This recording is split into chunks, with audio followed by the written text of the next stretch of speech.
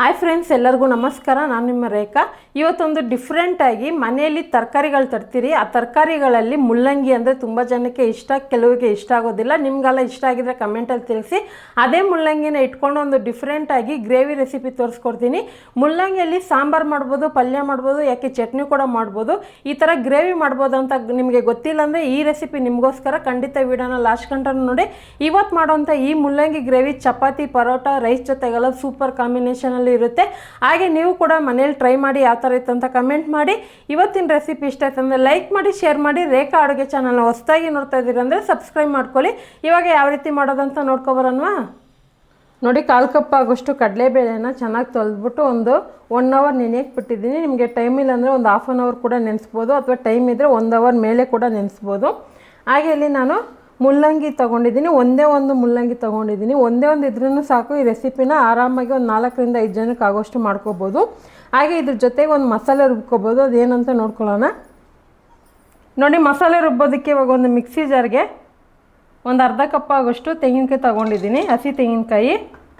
ಇದ್ರ ಜೊತೆಗೆ ಒಂದು 1/4 ಟೀ ಸ್ಪೂನ್ ಆಗೋಷ್ಟು ಸೋಂಪು ಕಾಳು, ಒಂದು 2 ಟೀ ಸ್ಪೂನ್ ಆಗೋಷ್ಟು ಹುರ್ಗಡ್ಲೆ. ಹಾಗೆ ಇದ್ರ ಜೊತೆಗೆ 2 ಪೀಸ್ ಚಕ್ಕೆ, ಒಂದು ಲವಂಗ, 1 ಟೀ ಸ್ಪೂನ್ ಗಸಗಸೆ. ಸ್ವಲ್ಪ ನೀರು ಹಾಕ್ಕೊಂಡು ಇದನ್ನು ನುಣ್ಣಗೆ ರುಬ್ಕೊಬರ್ತೀನಿ.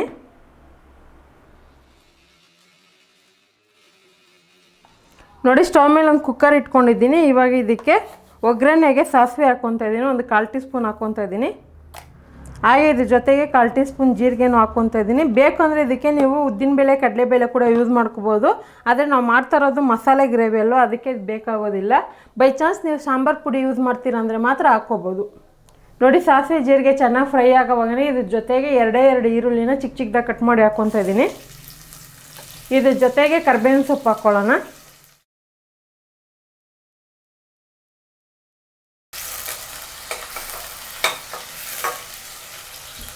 ಈರುಳ್ಳಿ ಫ್ರೈ ಆಗೋವಾಗನೇ ಇದ್ರ ಜೊತೆಗೆ 1 ಟೀ ಸ್ಪೂನ್ ಶುಂಠಿ ಬೆಳ್ಳುಳ್ಳಿ ಪೇಸ್ಟ್ ಹಾಕ್ಕೊತಾ ಇದ್ದೀನಿ, ಜಸ್ಟ್ ಫ್ಲೇವರ್ಗೋಸ್ಕರ.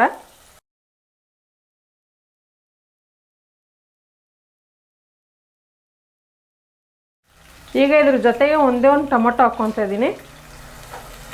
ಸೊ ನಾನು ಈ ಮಾಡೋವಂಥ ರೆಸಿಪಿಗೆ ಒಂದು ಮುಲ್ಲಂಗಿ, ಒಂದೇ ಒಂದು ಈರುಳ್ಳಿ, ಒಂದೇ ಒಂದು ಟೊಮೊಟೊ ಇದನ್ನು ನಡೆಯುತ್ತೆ. ಈರುಳ್ಳಿ ಮಾತ್ರ ಚಿಕ್ಕದಾಗಿರೋದ್ರಿಂದ ನಾನು 2 ಹಾಕ್ಕೊಂಡಿದ್ದೀನಿ. ಇವಾಗ ಇದಕ್ಕೆ ಕಟ್ ಮಾಡಿರೋಂಥ ಮುಲ್ಲಂಗಿ ಹಾಕ್ಕೊತಾ ಇದ್ದೀನಿ, ಮತ್ತು ನೆನೆಸಿಟ್ಟಿರೋಂಥ ಕಡಲೆಬೇಳೆ. ಕಡಿಮೆ ಕ್ವಾಂಟಿಟಿನೇ ಹಾಕ್ಕೊಳ್ಳಿ ಕಡಲೆಬೇಳೆ. ಜಾಸ್ತಿ ಜನ ಇದ್ದಾರೆ ಅಂದರೆ ಜಾಸ್ತಿ ಕೂಡ ಹಾಕ್ಕೋಬೋದು.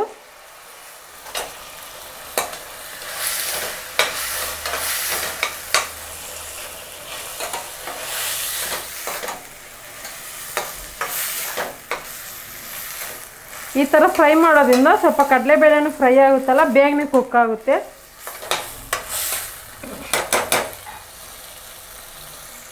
ಸ್ಪೈಸಸ್ ಬಂದ್ಬಿಟ್ಟು 1 ಟೀ ಸ್ಪೂನ್ ಧನಿಯಾ ಪುಡಿನೂ, 1/4 ಟೀ ಸ್ಪೂನ್ ಅರಿಶಿನ ಪುಡಿ ಹಾಕ್ಕೊತಾ ಇದ್ದೀನಿ.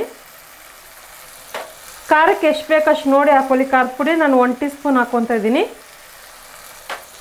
ಇದಕ್ಕೆ ಗರಂ ಮಸಾಲ ಏನೂ ಬೇಕಾಗೋದಿಲ್ಲ.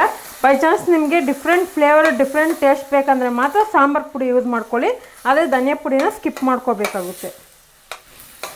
ಒಂದು ನಿಮಿಷ ಫ್ರೈ ಮಾಡ್ಕೊಳ್ಳೋಣ ಇದನ್ನು.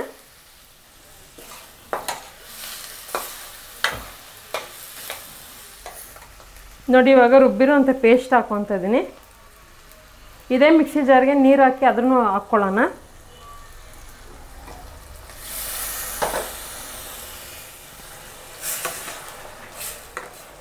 ಈ ರೆಸಿಪಿಗೆ ಜಾಸ್ತಿನೇ ನೀರು ಬೇಕಾಗೋದಿಲ್ಲ. ಹಾಗೆ ಮುಲ್ಲಂಗಿಯಲ್ಲಿ ಎಷ್ಟೊಂದು ವೆರೈಟಿ ರೆಸಿಪಿ ಹಾಕಿದ್ದೀನಿ, ನೀವು ನೋಡಿಲ್ಲ ಅಂದರೆ ಚೆಕ್ ಮಾಡಿ. ಅಥವಾ ನಿಮ್ಗೇನಾದರೂ ಹೊಸ್ದಾಗಿ ಏನಾದರೂ ಡಿಫ್ರೆಂಟಾಗಿ ಐಡಿಯಾ ಇದ್ದರೆ ನನಗೆ ಕಮೆಂಟಲ್ಲಿ ತಿಳಿಸಿ.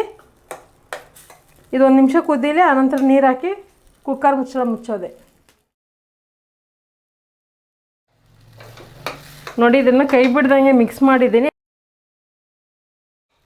ಸೊ ನೋಡ್ಕೊಳ್ಳಿ, ಮತ್ತು ಉಪ್ಪು ಖಾರ ಚೆಕ್ ಮಾಡ್ಕೊಳ್ಳಿ. ಉಪ್ಪು ಇವಾಗ ಹಾಕ್ತಾಯಿದ್ದೀನಿ ನಾನು, ರುಚಿಗೆ ತಕ್ಕಷ್ಟು ಉಪ್ಪು.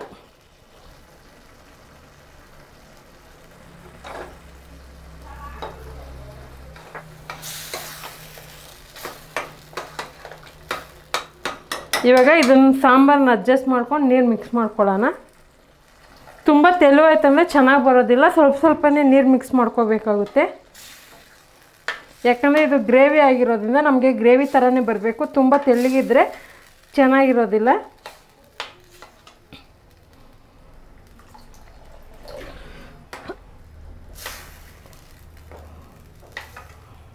ನೋಡಿ ಉಪ್ಪು ಖಾರ ಚೆಕ್ ಮಾಡ್ಕೊಂಡಿದ್ದೀನಿ, ಕರೆಕ್ಟಾಗಿದೆ ನನಗೆ. ಇವಾಗ ಮುಚ್ಚಳ ಮುಚ್ಚಿಬಿಟ್ಟು ಜಸ್ಟ್ ಇದನ್ನು 2 ವಿಸಿಲ್ ಬಿಟ್ಟರೆ ಸಾಕು. ಈಗ ಲಿಡ್ನ ಮುಚ್ಕೊಂಡು 2 ವಿಸಿಲ್ ಬಿಟ್ಟು ಆನಂತರ ಪೂರ್ತಿ ಗ್ಯಾಸ್ ರಿಲೀಸ್ ಆದಮೇಲೆ ಓಪನ್ ಮಾಡೋಣ. ನೋಡಿ ಪೂರ್ತಿ 2 ವಿಸಿಲ್ ಬಿಟ್ಟು ಗ್ಯಾಸ್ ರಿಲೀಸ್ ಆದಮೇಲೆ ಓಪನ್ ಮಾಡ್ತಾಯಿದ್ದೀನಿ.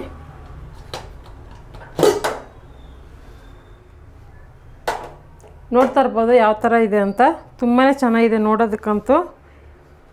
ಈಗ ಕೊನೆಯಲ್ಲಿ ಕೊತ್ತಂಬರಿ ಹಾಕ್ಕೊಳ್ಳೋಣ. ನೋಡಿ ಕೊತ್ತಂಬರಿ ಹಾಕಿದ ಮೇಲೆ ಒಂದು ಸಾರಿ ಮಿಕ್ಸ್ ಮಾಡ್ಕೊಳ್ಳೋಣ.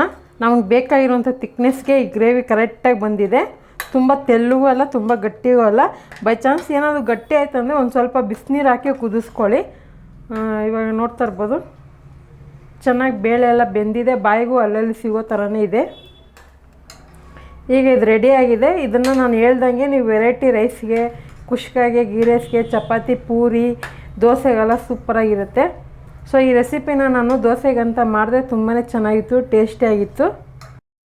ಈಗ ಮುಲ್ಲಂಗಿಯಲ್ಲಿ ಮಾಡಿರುವಂಥ ಗ್ರೇವಿ ರೆಡಿಯಾಗಿದೆ. ಇವಾಗ ಸರ್ವ್ ಮಾಡ್ಕೊತಾ ಇದ್ದೀನಿ. ಸೊ ನೋಡಿದ್ರಲ್ಲ ಫ್ರೆಂಡ್ಸ್, ಇವತ್ತೊಂದು ರೆಸಿಪಿ ಖಂಡಿತ ನಿಮಗೆಲ್ಲ ಡಿಫ್ರೆಂಟ್ ಅನಿಸಿರ್ಬೋದು. ಯಾಕಂದರೆ ನಾನು ಮುಲ್ಲಂಗಿ ಯೂಸ್ ಮಾಡಿಕೊಂಡು ಗ್ರೇವಿ ರೆಸಿಪಿನ ತೋರಿಸ್ಕೊಟ್ಟಿದ್ದೀನಿ.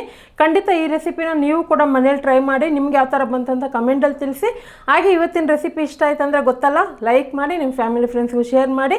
ಹಾಗೆ ರೇಖಾ ಅಡುಗೆ ಚಾನಲ್ನ ಸಬ್ಸ್ಕ್ರೈಬ್ ಮಾಡ್ಕೊಳ್ಳಿ. ಈ ವಿಡಿಯೋ ನೋಡಿದ್ದಕ್ಕಾಗಿ ಎಲ್ಲರೂ ಧನ್ಯವಾದಗಳು. ಟೇಕ್ ಕೇರ್, ಬಾಯ್.